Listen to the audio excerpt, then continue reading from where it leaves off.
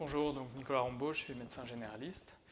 Et donc on va parler d'un logiciel qui a été développé avec l'aide de la faculté et pour lequel on a créé en 2012 une entreprise qui le développe avec Benoît Vrignon qui était ingénieur et puis moi-même qui suis donc médecin.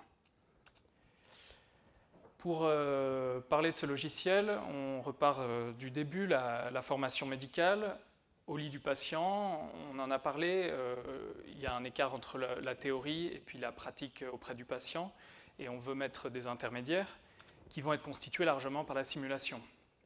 Simulateurs procéduraux, donc les task trainers, mannequins haute fidélité, jeux de rôle, éventuellement des acteurs, et puis les patients virtuels.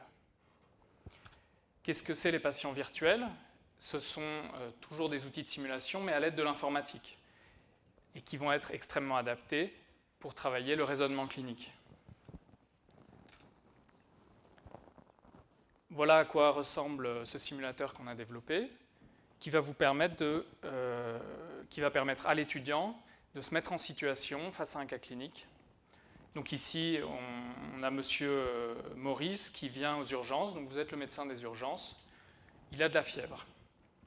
Bon, qu'est-ce qu'on fait avec monsieur Maurice? Voilà, il n'y a pas de... Il faut aller explorer la situation, on est en pratique, on est le médecin.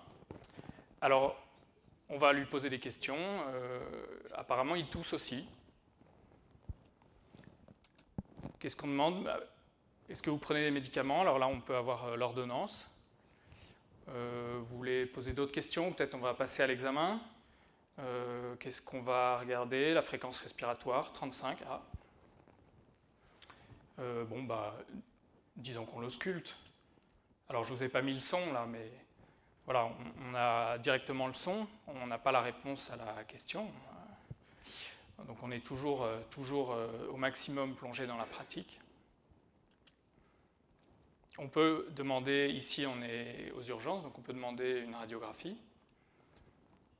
On peut se mettre dans différentes situations, donc là on est aux urgences, mais on aurait pu se mettre dans la situation du médecin généraliste où on n'aura pas la radio. Ça c'est paramétrable dans le logiciel. Et puis il va falloir poser un diagnostic global et puis déterminer une conduite à tenir. L'étudiant, il est dans la situation, on ne le stoppe pas à un moment ou à un autre. C'est à lui de déterminer quand est-ce qu'il a suffisamment d'informations et de dire maintenant, ça y est, maintenant j'ai exploré la situation, j'ai posé mes questions, j'ai examiné, maintenant je suis capable de poser un diagnostic, de décrire cette situation et de dire ce que je veux faire de ce patient. Évidemment, comme dans toute simulation, étape indispensable, fondamentale, c'est le débriefing. Donc le logiciel, il crée un compte-rendu qui analyse ce qui a été fait par l'étudiant. Et ce compte-rendu va permettre le débriefing soit en autonomie, éventuellement, l'étudiant il peut s'auto-évaluer, soit médié par un tuteur ou un enseignant qui vont faire le débriefing, ou un groupe, pour analyser tout ce qui a été fait. Alors voilà un peu l'apparence générale. Quels sont les avantages? Tout d'abord, évidemment, puisque c'est un outil informatique, on a là une capacité de diffuser très largement et d'enseigner à 10 étudiants ou à 400 étudiants très facilement, de transférer des cas cliniques et de récupérer pour l'enseignant les comptes rendus pour voir un peu ce qui a été fait. Ensuite, un outil auteur qui est utilisable par les enseignants. Pardon. Donc ça, c'est fondamental puisque les enseignants ont le contrôle des cas cliniques. Donc, ils peuvent les adapter au public, ils peuvent les faire évoluer, ils peuvent, à partir d'un cas, faire des déclinaisons pour faire des petites variantes. À partir de la fièvre, on peut avoir une même présentation initiale et en fait faire des cas différents qu'il faudra bien explorer pour voir les différences. Donc, l'enseignant, il contrôle vraiment ces cas, il peut les modifier au jour le jour. Et puis, ce que ça veut dire aussi, c'est que l'outil auteur, il est accessible en ligne, et donc il est accessible aux étudiants. Donc, l'étudiant, il peut créer des cas, et là, on retombe sur le fait de rendre les étudiants enseignants, et c'est là qu'on apprend encore plus. Et puis enfin, puisqu'on parle d'un outil de travail du raisonnement clinique, il faut qu'on puisse l'évaluer. Il faut que les critères d'évaluation correspondent à nos objectifs pédagogiques. Et donc, on va utiliser ce logiciel pour évaluer le raisonnement. Alors, je vous ai mis là un tableau qui est issu d'un article de pédagogie médicale qui parle du raisonnement clinique. On aurait pu en utiliser d'autres. Mais je vais partir de ces définitions des différentes difficultés de raisonnement qu'on peut rencontrer chez les étudiants. Comment le logiciel va nous permettre d'aller un petit peu plus loin dans l'analyse du raisonnement, justement. Eh ben, on prend un exemple très simple. Si vous regardez l'historique de la consultation et que vous voyez ce genre d'examen clinique, évidemment, il y a eu l'auscultation pulmonaire. Donc, il y a une partie des éléments qui sont bons. Mais on peut quand même se dire que l'examen n'est pas très structuré. Donc, ça nous donne une idée. On a un recueil de données qui est anarchique. On a une absence de recherche des signes de gravité. Donc déjà, on a un petit peu rétréci le champ des erreurs possibles, des difficultés de raisonnement. On se situe clairement à la première étape de génération d'hypothèses et de récolte de données. Et on pourra aller un peu plus loin avec d'autres cas ou en analysant encore le rapport. Voilà. On peut revenir un petit peu, peut-être difficulté de priorisation. On pourra voir, par exemple, sur le diagnostic, là on va attendre clairement de voir la pneumopathie d'abord, ensuite on va peut-être vouloir les signes de gravité, et puis ensuite on va vouloir apparaître peut-être d'autres détails sur sa vie, le fait qu'il y ait des facteurs qui soient fumeurs. Bon, ben ça on va le voir apparaître derrière. Donc voilà, ça va permettre de donner une idée sur l'étudiant, quelle est son appréciation de la situation. Voilà, donc pour chaque difficulté, on va pouvoir s'aider comme ça de ce compte-rendu pour aller assez précisément évaluer les difficultés et derrière pouvoir y remédier. Comment on va pouvoir utiliser cet outil? J'ai mis différentes situations. Hein. Ça peut être, comme on a dit, donc de l'entraînement à la maison, qui va pouvoir derrière permettre aussi de faire de la classe inversée en discutant en TD ou en amphi sur un cas. Et donc, aujourd'hui, cet outil il est assez mature. Il a été développé en association avec la fac, donc vous pouvez y avoir accès. Moi, je suis là pour vous aider, pour en discuter. Donc, si jamais, voilà, tout enseignant qui a le désir d'utiliser cet outil peut le faire dès aujourd'hui. Et bien sûr, je suis disponible pour vous aider à mettre ça en place.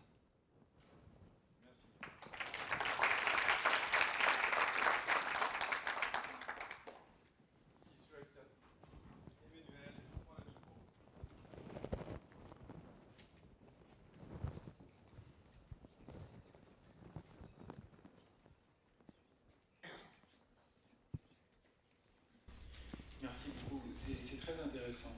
Moi, je suis très frappé en regardant mes étudiants en stage, et lorsqu'on peut passer l'examen au CSCT, le 6e année, de voir que nos étudiants sont incapables de faire un raisonnement clinique, parce que, je ne sais pas très bien pourquoi d'ailleurs, mais en pratique, ils ne font pas d'hypothèses. Enfin, ils les font sans les faire. Et puis, ils ne font pas confiance dans la clinique. Ils ne font pas confiance dans le raisonnement clinique, et ils ne critiquent pas leurs hypothèses uniquement par la clinique. C'est-à-dire que, par exemple, dans votre exemple, vous dites il a de la fièvre. Okay. Et vous dites, est-ce qu'il y a un signe d'accompagnement? Par exemple, il tousse. Et la première question, c'est depuis quand il a de la fièvre? Et est-ce qu'il avait déjà eu de la fièvre il y a 6 mois? Parce que s'il a de la fièvre depuis 6 mois, ça va voir s'il a de la fièvre depuis une semaine. Et donc, ils ne font jamais ça. Et donc, ils passent un temps dingue pour les antécédents qui ne servent à rien. Par exemple, si le grand-père avait un cancer, il essaie de creuser ce cancer alors qu'il vient pour une pulpathie qui ne sert à rien. Ils listent ses antécédents. Chez nous, on a beaucoup d'antécédents. Ils ont des listes entières. Il n'y a jamais d'histoire de la maladie, ils ne font pas d'hypothèse, et après ils demandent plein d'examens pour espérer que les examens compensent leur clinique. Et c'est dramatique parce que les examens souvent sont anormaux et ne compensent pas les raisonnements cliniques. Et à la fin, ils ont plein d'hypothèses étayées par plein d'examens pour un truc bête, parce qu'il suffirait de faire une question, une réponse, et le raisonnement clinique n'apparaît jamais. Et plus les patients sont compliqués, plus ils ont des comorbidités, plus c'est la clinique qui compte, et l'examen complémentaire, c'est la cerise sur le gâteau quand on a fini raisonné. Et comme ils ne font pas ça, c'est une catastrophe parce qu'en 20 minutes, ils n'y arrivent pas. Et ça fait qu'on voit aux urgences des médecins qui, parce qu'il y a une anémie grave, demandent une fibro, une colo, alors que l'anémie, elle est juste pas microcytaire, elle est juste normochrome, normocytaire, et elle évolue depuis un an, elle est bien supportée, mais on demande une colo parce que c'est une anémie. Il n'y a aucun raisonnement derrière. Et je pense que ce type de logiciel doit vraiment réfléchir à ça, et moi je crois que la clinique est complètement sous-estimée. Il n'y a aucun étudiant qui dit si une embolie pulmonaire et qu'il n'y a pas de tachycardie, c'est pas une embolie pulmonaire, je demande pas un jusqu'à non. Il demande un jusqu'à même s'il n'y a pas de tachycardie. Et après, il n'y a pas d'embolie pulmonaire. Et ça, c'est dramatique, parce que c'est dramatique en tant que médecin, quand on a le coût, et aussi parce qu'il y a l'IECN, on va les avoir, parce qu'ils vont faire les examens progressivement, et s'ils n'ont pas d'emblée la priorisation, comme vous dites, sur ce qui est plus grave en premier, ce qui est plus fréquent en premier, ce qui est plus rare en dernier, eh bien, ils auront faute tout le temps. Et déjà, le CN, c'est comme ça, puisque à l'examen que j'avais corrigé, c'était une tumeur cérébrale, parce que c'était un truc qui apparaît sur 6 mois. Celui qui mettait AVC, il avait 0 à la question. Parce qu'un AVC, ça ne donne pas un problème sur 6 mois, c'est un problème aigu. Et bien, en stage, en permanence, on a des étudiants qui font des hypothèses fausses parce qu'ils ne disent pas c'est aigu, donc c'est pas un AVC. Ils disent je veux faire toutes les hypothèses, donc c'est peut-être un AVC quand même. Et on ne leur apprend pas assez qu'un signe négatif peut définitivement exclure un diagnostic. On ne leur apprend pas, ils ne le savent pas, et ils ne font jamais ce raisonnement. Et il faut que ce type de logiciel nous serve à ça, parce que moi je trouve ça épouvantable, ce qu'on ressort d'un... Et ils ne sont pas mauvais, hein. Ils savent plein de choses. Ils sont incapables de dire c'est pas ça parce qu'il manque ce signe. Et je pense qu'on a un vrai problème d'enseignement, parce qu'ils sont même les bons étudiants ne le font pas. Et donc, pense les autres, moi ça me frappe beaucoup et de plus en plus. Et donc de pouvoir expliciter le raisonnement suivi. L'importance de l'histoire de la maladie et l'exclusion diagnostique uniquement par la séquence. Si ça fait 20 ans qu'il a perdu du poids, il n'a pas un cancer du poumon avec des métastases. Voilà, c'est juste ça. C'est pas la peine de faire un scanner pour chercher ça, c'est autre chose. C'est juste ça. Des éléments où la clinique prie sur l'ensemble des examens. Je pense que les médecins généralistes qui n'ont pas beaucoup d'examens au cabinet sont encore plus conscients de ça que nous. Nous, ils compensent par les examens complémentaires. Juste en réponse, donc je suis médecin généraliste. Effectivement, nous n'avons pas des examens complémentaires à disposition à volonté. Et même quand quelquefois on voudrait un examen complémentaire, une imagerie pertinente, le patient va même nous le refuser en disant je ne vais pas y aller parce que je n'en peux plus. Donc il faut forcément raisonner sur la clinique. Alpha-Diag peut peut-être permettre aussi de faire des allers-retours dans le questionnement et peut permettre aussi d'évaluer et de mettre peut-être entre guillemets des points négatifs quand notre raisonnement n'est pas le bon et ne permet pas d'aller au diagnostic qui est attendu. Oui, on peut mettre des points négatifs et puis surtout, bon là j'ai mis un environnement d'urgence parce que ça permettait de mettre plus d'images, une petite radio, mais en fait on a un environnement de cabinet généraliste qui est hyper intéressant puisque là pour le coup, au-delà du dextro et de la bandette urinaire, voilà, il faut se débrouiller, il faut arriver quand même à ce patient à dire ce qu'on en fait. Et voilà, on n'a pas la radio. Oui, alors en fait j'adorais me servir de ce logiciel, honnêtement. Et si on veut, quand j'ai recommencé mon stage en ORL, j'ai vu des cas typiques de vertige, les 3 cas typiques dans la même matinée. Avec l'interne, on s'est dit il faut absolument qu'on note et qu'on fasse des choses. Est-ce qu'on a un moyen de remplir ce logiciel? Comment ça se passe si on vient, enfin pas de l'extérieur, mais est-ce qu'un étudiant, est-ce qu'un interne, est-ce qu'un assistant, est-ce qu'on peut facilement rentrer les patients qu'on a vus dans le logiciel pour la suite? Très facilement. La question c'est ce qu'on en fait après. Si vous voulez les rentrer vous parce que c'est hyper formateur de rentrer un cas, au début c'est très dur parce qu'on s'aperçoit qu'on n'avait pas du tout pensé aux bonnes choses. Alors on a travaillé avec nous on a rentré un certain nombre de cas assez théoriques et on a travaillé avec des infirmiers qui ont une démarche assez intéressante. Ils sont allés dans un service de gériatrie, ils ont demandé à l'équipe s'ils avaient une dame qui avait des chutes fréquentes et qui serait disposée à répondre à leurs questions. Ils ont regardé tout le dossier, ils en ont discuté avec l'équipe, ils sont allés voir la dame, ils lui ont reposé les questions et ils ont rempli en même temps le cas clinique sur le logiciel. Voilà, bon, ça c'est... La question de Nicolas et l'objectif de la présentation, c'est effectivement de recueillir des volontaires, trouver des volontaires capables de compléter le nombre de cas. Donc je crois que c'est important de prendre les coordonnées, remettre les coordonnées de Nicolas, contacter Nicolas et voyez avec lui comment avoir le plus grand nombre de cas possible dans la base pour qu'après, au niveau de la fac, on puisse largement l'utiliser. En tant qu'étudiant, je vous crée un accès et après vous avez un compte, vous créez vos cas, vous pouvez partager vos cas.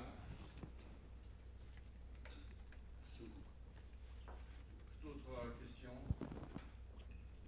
Moi je vois que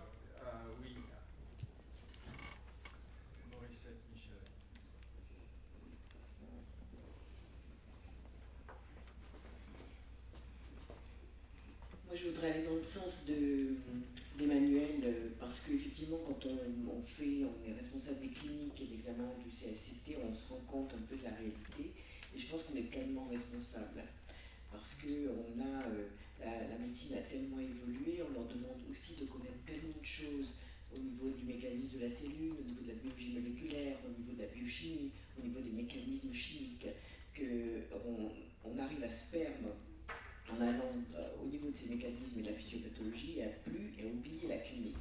Donc je crois qu'il faut redire aux enseignants, je pense qu'il est fondamental parce qu'on a oublié un peu le raisonnement clinique et on ne se donne pas suffisamment le temps de faire des examens cliniques avec nos étudiants et de raisonner sur un examen clinique. Je pense que ça c'est tout à fait fondamental. Alors, probablement que ce logiciel va pouvoir recentrer les choses, mais il faut aussi qu'on ait conscience du problème que l'on peut avoir, parce qu'on va aussi très loin sur le plan scientifique et médical, et qu'on demande aussi d'aller dans des raisonnements qui oublient un peu, effectivement, le malade, l'environnement du malade, où on va à la cellule, au mécanisme, et non plus au patient. Donc c'est une réflexion, mais on le voit très fortement actuellement dans les CSCT.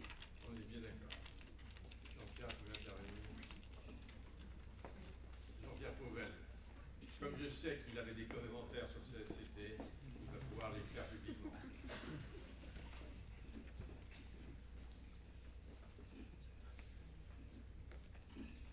Merci, oui, c'est effectivement, c'est très bien parce qu'on a changé les modalités de notation au CSCT, puisque maintenant, on demande aux enseignants de ne plus poser de questions de théorie et on s'est axé exclusivement sur la façon dont les étudiants vont récupérer les informations auprès du patient, et à partir des informations récupérées, comment est-ce qu'ils vont orienter au mieux leur examen clinique. Ça n'existait pas avant, et on se borne à ça. Et à une lettre de synthèse pour faire un examen ou demander un conseil à un confrère, et on se borne exclusivement à ça, puis un débriefing après, de façon à expliciter à l'étudiant là où il a bien fait, là où il n'a pas bien fait, et que ce soit contradictoire. Donc je suis très content des remarques faites par Emmanuel et Mauricette Michalet, puisque c'était le but.